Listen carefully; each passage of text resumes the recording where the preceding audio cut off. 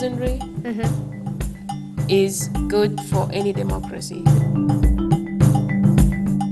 And why the electronic system was even of a greater interest to us is the fact that the world now is in flux, things move too fast, and if you wait to print news, if you wait to gather information, edit it, and start spreading it, when you start talking about it, it's history. This is the launching of our first show, Africa Talks, and I'm your host, Salim Solomon. Africa Talks will be a program where we'll be talking about different topics affecting the continent of Africa and Africans in general. Our topics will be varying from hard-hitting political issues to light-hearted human interest stories. During the course of our show, we'll be talking to different professionals from all walks of life, both locally and living abroad. And today's topic, I have invited two prominent African entrepreneurs, Pamela Mulumbi and her husband Sylvester Olwoch. They are the founders of an online publication, East Africa in Focus. East Africa in Focus is based in Columbia, Missouri, and is promoting citizen journalism. I have invited them in the studios of our local TV station, Columbia Access Television, to talk about the website in depth. Enjoy the show. Thank you for coming, for making time and coming to our show today. I really appreciate it. On behalf of Columbia Access Television, I really would like to thank both of you. I would like to start by asking you to introduce us yourself first. Thank you, Salim. My name is Pamela Mulumbi. I'm a native of Kenya, and I came to Mid-Missouri in 2003 to attend the Missouri School of Journalism. I worked for the Columbia Daily Tribune after that, and I left in 2008, and then I launched East Africa in Focus.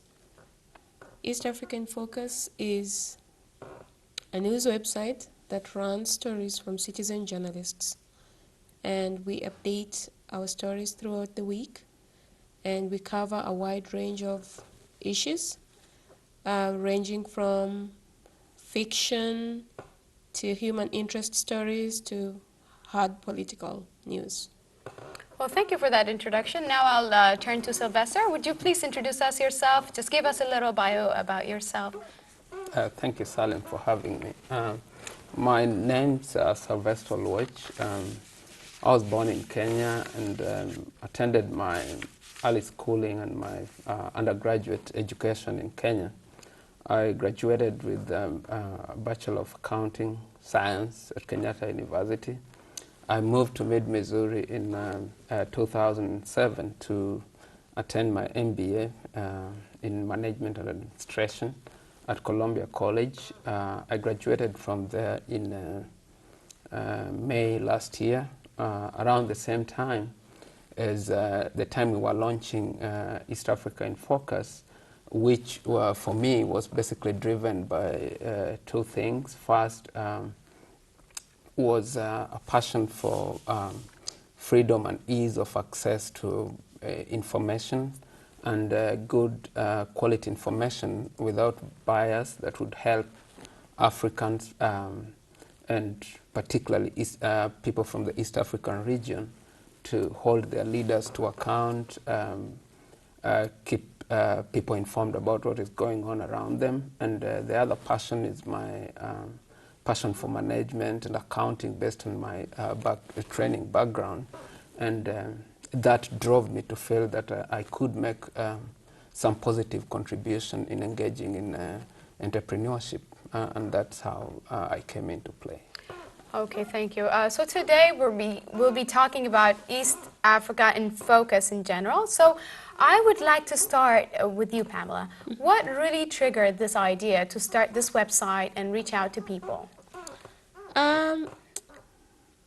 Before I came to the US, I worked for East Africa Standard, East African Standard. And it's one of the major dailies in Kenya. And I covered news stories. And one thing that I noticed as I traversed the slums of Kenya to talk to the ordinary folks was that the people whose stories needed to be told were really not being told. or rather we focused so much on the politicians to an extent that we ignored the people who really wanted to be heard. There was a lot going on in the slums of Nairobi. Women were being raped on a daily basis. So many children went without food. AIDS was killing people in those slums. Nobody dared to write their stories. And so I got moved by that, you know.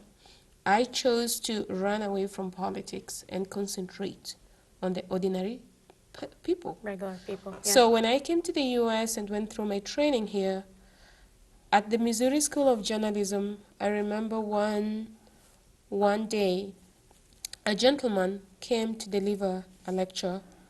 He had launched a newspaper in his country. I believe that was either North Korea or South Korea.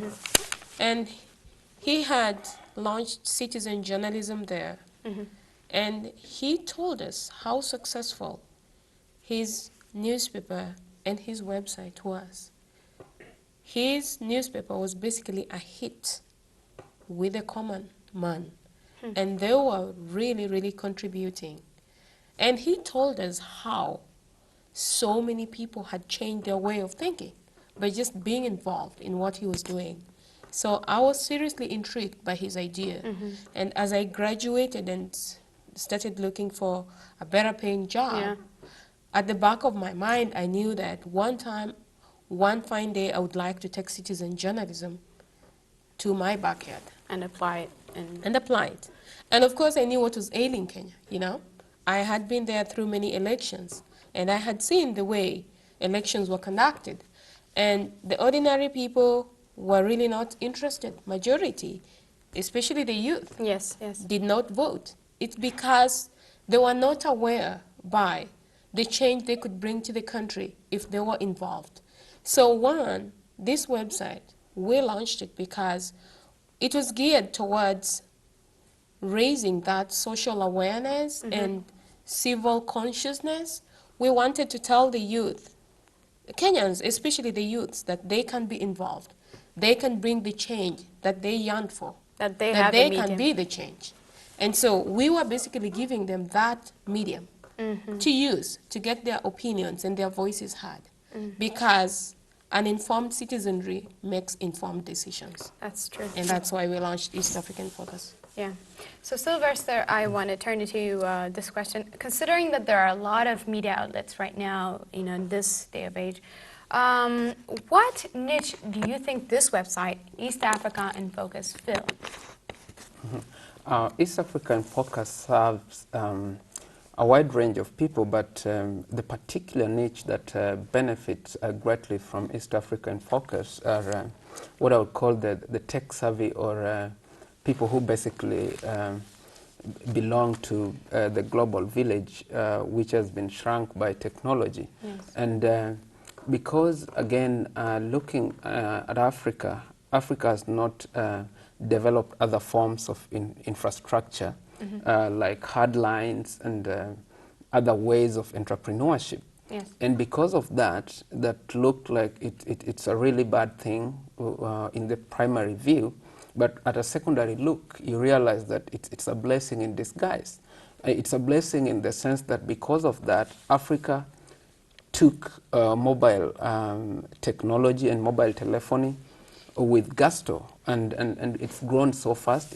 It's been tremendous. And so we looked at what is the most common gadget in everybody's hand in Africa, or in East Africa in particular. It's the cell phone, because you'll find that on average, every home has a cell phone in East Africa. Not every home can afford $1 a day to buy a newspaper. Not every home can afford a computer to look at other ways of getting information. So we looked at this niche and said, okay, if anybody is interested in any information, they can get it from East Africa, because we have two platforms for the website. One is what serves the laptops, PCs, Blackberries, and iPhones, big memory systems. Then there is the mobile platform, which basically serves cell phones with small memory capacities. And you can access the information from both ways. And why the electronic system was even of a greater interest to us is the fact that the world now is in flux, things move too fast, and if you wait to print news, if you wait to gather information, edit it, and start spreading it, when you start talking about it, it's history. Yeah. People have run away with True. it in blogs, it's been tweeted, it's been discussed on Facebook. So when we give people the freedom to post information directly to our blogs without having to be edited, they can capture the moment, they can serve the information-hungry people on time and more accurately, because citizen journalists are not open to bias in the sense that, say, somebody would bribe them to write positively about them or negatively about somebody Or else. push an agenda. Exactly. Yeah. They don't push an agenda, they tell it as it is. Okay. And that's why that's the niche that we target. Okay. So following that, I have a question for you guys. In terms of contribution, who contributes to your website? And when they contribute, you said that, you know, you have blogs that are not censored. But I'm sure in your news-based publication, you have editors. Yes, we and do. it must be really hard to, you know, go through everybody, especially when it's citizens contributing. You're going to have editors going through all the stories, you know, on top of posting, you know, publications. How do you go about it? I'll start with you, Okay. Pamela. First of all, East Africa in Focus, we have our blogs and we have the main website. Content that you see on the main website has been edited. It's been thoroughly vetted. We check the stories for accuracy, objectivity. Of course, we don't want to publish anything that can be libelous. Yes. So we do that. What you see on the blogs, and we have a disclaimer that the editorial team, or East Africa in Focus editorial team, does not review the content that we publish on the blogs before they are published. That is open to members of the public. It's just like you having your own blog and publishing information there. So this is what we do. In the team is a teacher of English, Mr. Lawrence Chitere, The board of your and he's also in the editorial team. He's a teacher of English, has taught English for many years. He's currently a doctoral candidate in Illinois. We also have Jojo Gola, who is a professor of journalism. He is teaching in the UK. Then I come in. We have Sylvester Oluwach, who has a very good grasp of political issues in East Africa and Africa in general. So we have professionals with a teamwork wealth of professionals. experience in their own areas. And so when this information comes to us, we'll look at it. We'll look at it carefully, because we know that we don't want to publish something that can be litigious at the end of the day. Yes. So we thoroughly vet it before we publish it. And then secondly, part of what we do is we have writing tips for our citizen journalists. So anybody can post, anybody can submit a story, but that does not mean all stories are going to be published. It has to meet certain standards. If it does not adhere to those standards, then we cannot publish it. But we go back to the writers and try to mentor them and show them how to do it, so that in future they can also contribute, because we value their contribution. Yes. We don't take it lightly that they spare their time and go out and collect the news. Remember, some of these people have to go to a cyber cafe to type their stories. So we understand that they really want to be involved. So we motivate them to get involved. So what we do is such people, we mentor them. Yes. We throw writing tips here and there. And Lawrence Chitere is very good at that, and so is Jojo Gola. So it's work. It's a lot of work, Yes, it is, but I at can the end of the day, it's worth it. When you look at the impact, the number of people involved, and what you are doing, at the end of the day, it's very rewarding to us. Oh, that's interesting. So what countries do you have active contributors from, mainly? The main hub of contribution and to East African Focus is Kenya. I think for the obvious reason that Kenya has some advantages that do not exist for the neighboring countries, and also the fact that the core team are basically natives of Kenya. That too, I think, plays a major role, and that's by country of origin. But when it comes to country of residence, then I think Kenya and the US go neck to neck, and the US is even slightly ahead of Kenya. And one thing that I know about the contributors is not so much about, I would not talk so much about the numbers, but it's so much about the determination, the passion with which some contributors work. And one other person that I would like to mention is Dr. Uche Onyebadi, originally a Nigerian, a professor at Southern Illinois University, who actually first wrote the writing tips for citizen journalists. It's posted on our website. We also have 2 other board members who are currently resident in Kenya, very passionate contributors. Renata Murray, popularly known as Renee Murray, that's her byline in her articles. Her level of passion and the humor with which she educates women about their rights and their general place in society is amazing. And you find that she always does it with a light touch. It's almost like a joke. And the more she does that, the more debate she generates. And you see the follow-up to her writings. And then comes in Clifford Oluoch, who is also a co-author with Renata. And Clifford writes joint stories with Renata, educating people on social issues. And they generate good debate because their approach is such that they are having a conversation between themselves. So much as we are looking at the contribution in terms of country of origin or the number, but we pay more attention to the passion, the determination, and the general drive somebody has towards the cause. So how would you, what do you think are the hot topics, most read topics by far in the past year? Okay, first of all, social issues.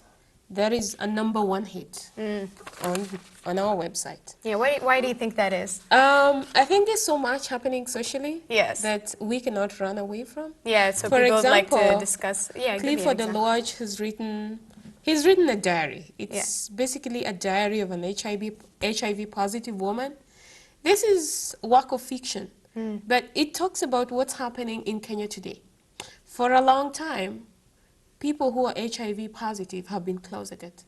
They could not speak openly about their status because it's been stigmatized. Yes, the stigma.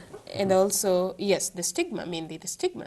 But here is a woman who is writing, posting daily entries in her diary about her status. It's about the people she interacts with. So basically, the story, as it's a light read, but it's basically a reflection of what's happening in our community today, you know, in our society. How people with HIV positive are conducting themselves.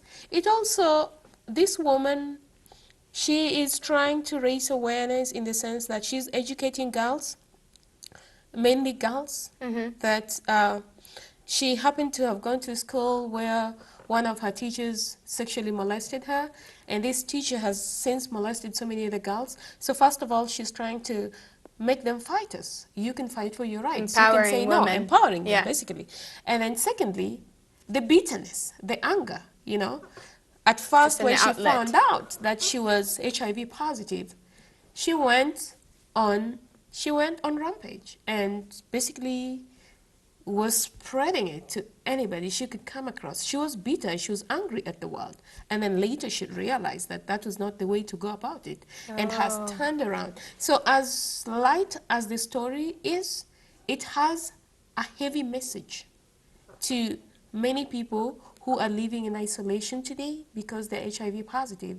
So it's in tune with what we do.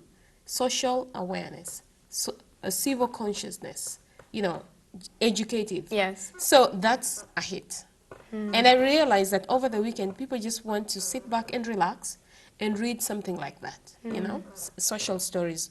People want to read about relationships. Yeah. That's everywhere. I mean, people are struggling with relationships everywhere. And then again, like Kenya just voted on their new constitution, on the draft, Yes. in August.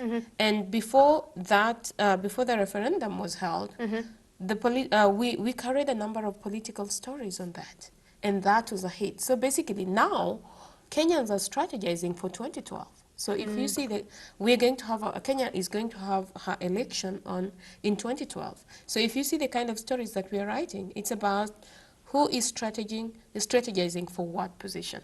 So many people want to know what's going on. And, you know, people will just write and give you tips. Southern Sudan in January, the referendum is Yes, coming. yes. That's So- another hit. So it's basically what is happening at the moment. But social stories, we will never lack readers for social stories. That's interesting, yeah. And to add on to that, you will find that political stories are basically seasonal, because politics, to a large extent, people think it's so much a logical issue, but it's more emotional than it's logical. Because it directly affects the people's lives. There's less reason that Yes. goes into politics, but there's more emotion.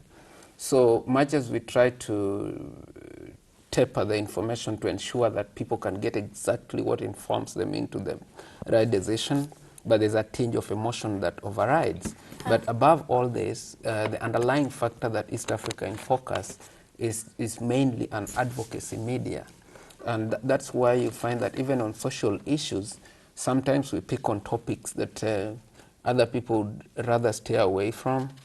Like recently, we ran a feature, we wrote some, I published an open letter about it, and somebody also Yes, wrote, I was going to raise that. wrote a blog I heard, entry. Yeah, I heard. And these are personal things that affect people's investments. If a conman can go on the run, yeah. swindling people $50,000, $100,000, millions of shillings. I mean, if you translate it into Kenya shillings. So we ran this story, and there are people making phone calls, people are writing emails, people are reading it by the minute. Yeah. And why do people do that? Because everybody wants to know the signs of a conman, the signs of swindle, so that they are more careful in future. So you find that as long as the stories are touching on people's lives, and they are coming from the very people themselves without being an editorial idea at the very beginning, then you find that it serves the population better. I was just going to raise this before you came into it. I wanted to get deep into this con man that you were talking about last time when we met before the show.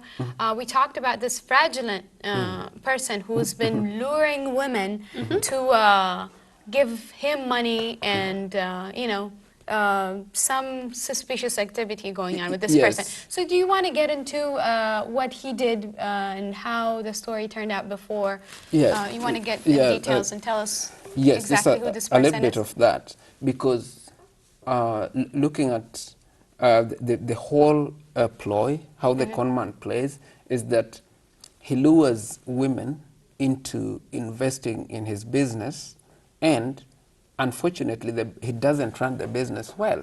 So obviously, when you give him the money, the business cannot generate the returns that he promises, let alone pay you back your capital. So once he has the money in the bank, he will play elusive. He will either ensure he's unreachable or talk a woman into getting into a relationship with him. And for one of them, he went as far as getting to marry her. And this is somebody who used a different name in Kenya.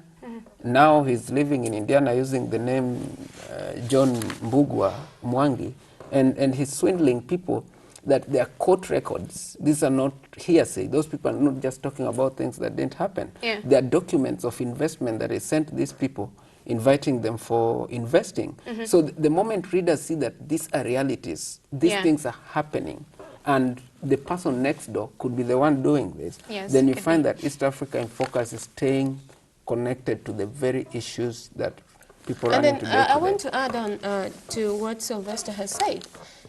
This gentleman, he's very careful when it comes to choosing his victims. Yes. Majority of the women that he has conned, I'm sorry to use the word conned, Yeah. some of them have lived here for a very long time and they are not in status anymore. So he knows that the moment I get your money, there is nothing you're going to do. You cannot seek any legal redress because that means exposing your immigration status. And some of these people would rather suffer in silence than expose themselves and be deported back to Kenya. So by reporting this story, basically, we had to conceal some of their identities because we don't want to jeopardize their safety. Their status here is not of our concern. Our concern is that there is an issue, there is something going on, and it's something very wrong that needs to be exposed. Brought to justice, yeah. And we also need to enlighten these women so that he does not, so that many other women don't fall prey to this man, because this man is out to get such women and, you know, take their hard-earned money. Yeah. So it's basically to raise that awareness and tell these women that you don't have to be easily gullible. You know, this man is misusing you. Yeah. And to bring this to a stop. Okay. Which runs right on top of the line of advocacy, because in case where somebody's status tamper with her ability to stand for herself and speak for herself, advocacy requires that you speak for them. And that's why we speak for them. And I've also talked to you guys about another topic. Somebody read an account of a child who was in need, I think, of education or medical issues that he had, and then somebody read a story on your website and reached out to this kid and was able to help him. I think we talked about it last time. Oh, yes, I remember that. That happened immediately we launched the website. It was actually a video. It was not an original East African focus production. It was a California-based company. I don't remember the name.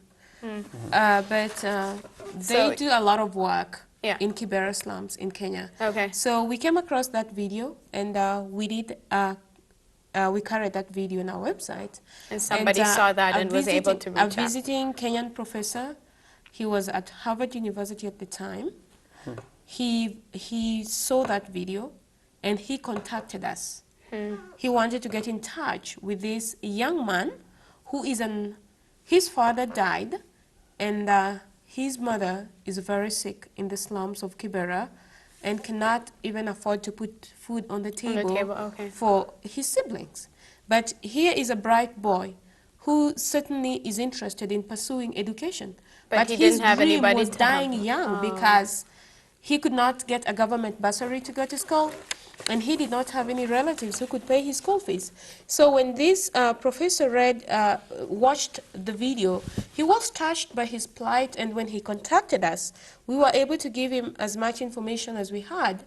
I was able to contact the producers of that video, and we got their contacts, and he took the initiative of traveling to Kenya and going to the Kibera slums to meet with that gentleman. Oh, what an amazing... And I believe he's in school right now. This is excellent. So in closing, I would like to ask you both, why do you think it's important to give an opportunity to the wider audience who wouldn't be heard otherwise? Just in brief. Basically, what we're trying to do here is to raise that social consciousness so that people can be involved. That's the only way that we can have a democracy in Africa. There is a lot of work to be done in Africa. Yes. And one way, our fathers are not going to do it. It's the younger generation that is going to do it. All right. So we want the youth involved in this. How would you, just shortly, just in closing. What I would say in closing is that the whole point here is that people must take responsibility, and we have to have a platform where people can go out and tell their leaders that you are not our masters, you are our servants, and that's all we seek to do. People standing up for their rights, basically. Exactly. We'll be back with more topics in our next show. Thanks for tuning in, and see you next time. This is Africa Talks.